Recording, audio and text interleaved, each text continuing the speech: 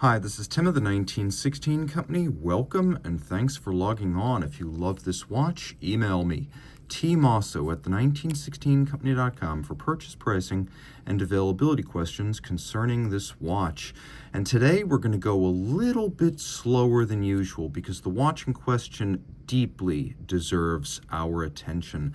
This is the first ever series production Patek Philippe automatic reference, launched in 1953 and made through about 1960. This is the 2526 here in yellow gold, featuring the legendary caliber 12600 AT. The watch is generously sized by the standards of its time, though a little bit more modest by our yardstick of mass and class being one and the same. Back in the 50s, sometimes less was more. So this watch in yellow gold is 36 millimeters in diameter, 10.6 millimeters thick, and 43.3 from lug tip to lug tip with an 18 millimeter spacing between the lugs.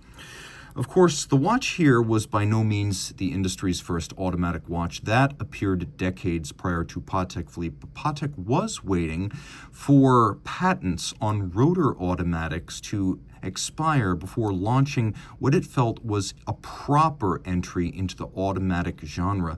So the watch here is actually two fascinating things. It's water resistant thanks to the Baumgartner case, more on that in a moment, and it is automatic winding with a rotor automatic system of Patek's own design.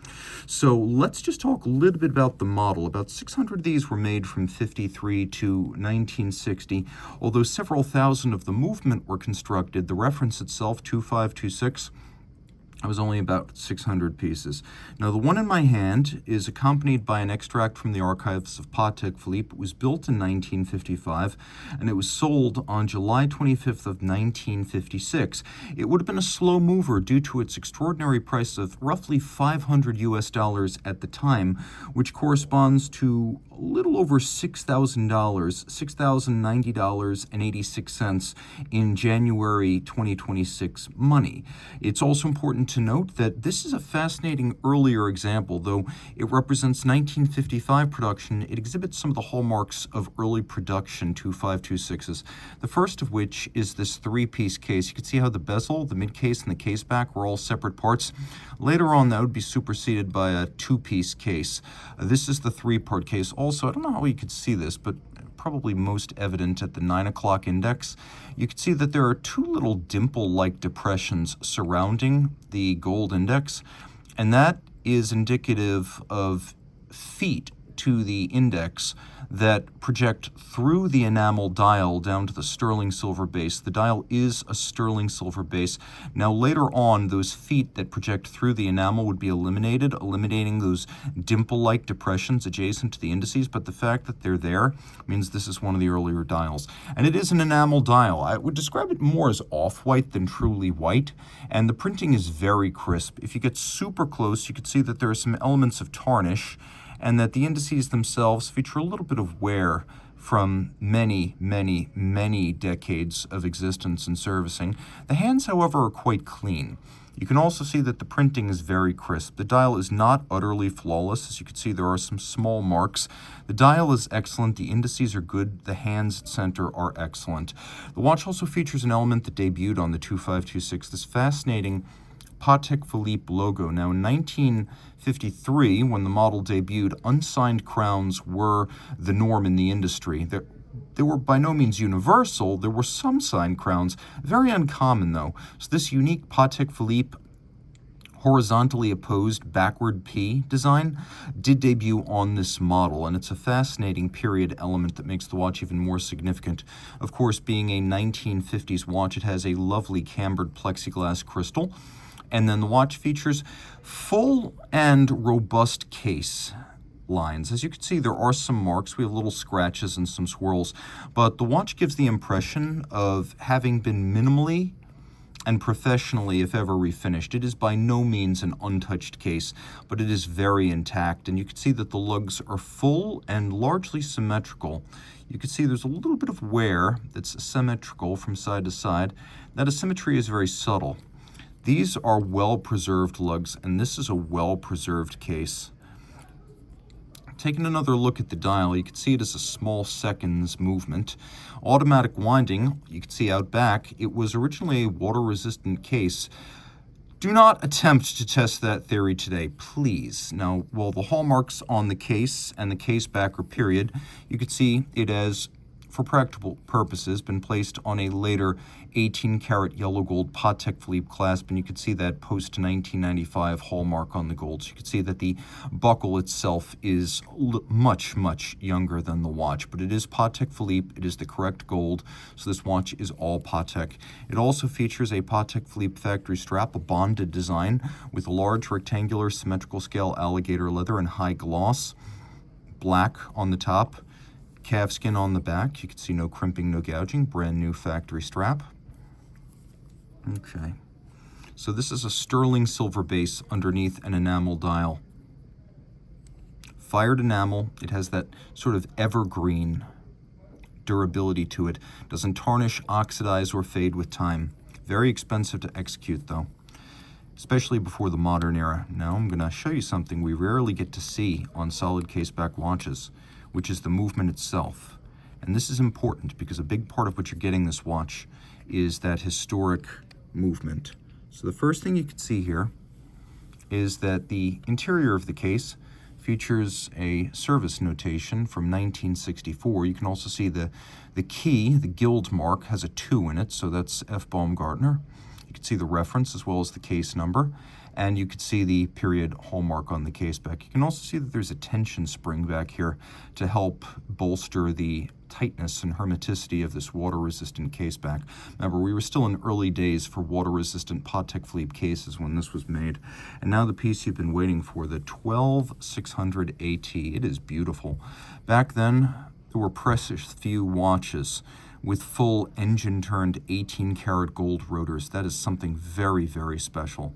You can see that the movement bears a lot of the characteristic marks of a long-serving caliber, as there are some elements of contact from tools, wear over the years, though very little tear. You can see that there's been contact, but no damage.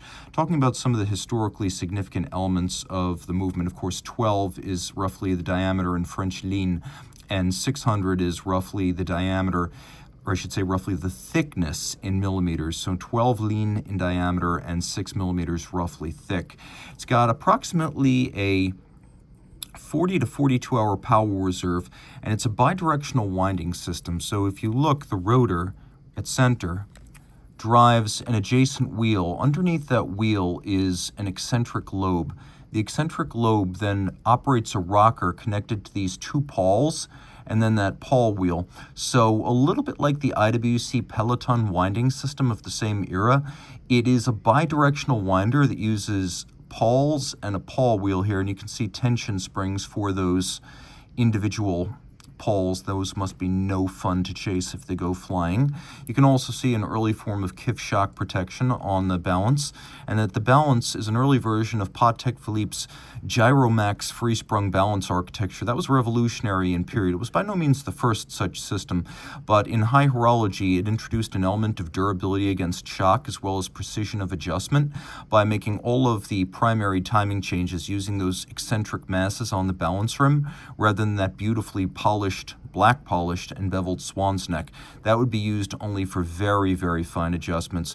Now underneath that, you can see there's an overcoil hairspring. So this watch, which is adjusted in 5 positions, has both a 5-positional adjustment and a hairspring design that is optimized via the overcoil to prevent irregular timing in different positions. It should be isochronous in different orientations with respect to gravity. Now you can see this 30 joule movement is beautifully decorated. It beats away at a quirky beat rate, 19,800 vibrations per hour, which was actually fairly high in 1955 when this watch was made, but it's very much anachronistic today. Taking a look at some of the decorative elements, you can see engine turning on the base plate, and if we rotate, you can also see between the lugs on the plate right there, the Geneva seal. It is a Geneva hallmark movement, and although there are marks of contact on the bridges, the underlying beauty of the original decoration still shows through. So taking a look at those stripes, you can see they are exceptionally broad and luminous compared to today's skinny and flat-looking stripes. They are really special. The beveling is truly rounded, mirrored, and hand-executed. There's no question about whether this was automated. At the time, filing and polishing was the only way to do this. Screw heads are mirror finished with chamfered slots in circumference. We've got satination on the wheels. You can see that the screw sinks and the jewel sinks all have internal beveling, and even small elements like you can see the pawl system working here, but even small elements like the pawls themselves have been beveled on their sides and satinated on their top, as has the eccentric lever underneath them. You can see that the pawl wheel has been mirror finished and concaved internally with solarization outboard near the pawl teeth.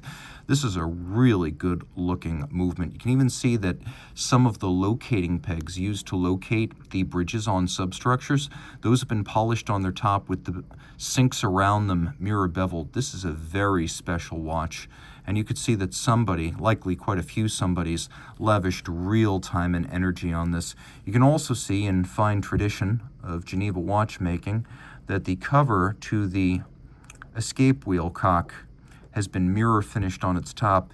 And if you get deeper and you take a look at the anchor, you can see it's been satinated and beveled as well. Absolutely astonishing levels of detail for a movement that was never designed to be seen by anyone except the next watchmaker. Just about the only modern feature it doesn't really have is some sort of anti-magnetism or a hacking seconds function, but it is deeply beautiful, and it is this and that beautiful dial and this robustly intact case for which you are paying. This is an incredible opportunity. No water resistance today, though it was water resistant, even called waterproof in its day. I advise you to never test the theory, and technically Patek did not refer to this as automatic. It was self-winding, in contrast to what they described as its stem-winding brothers inside the Patek Philippe lineup. And it is an incredibly special movement, an incredibly special dial, and an incredibly special watch. So if you'd like to wear this every day, reach out to Team Mosso at the 1916company.com for purchase and pricing details.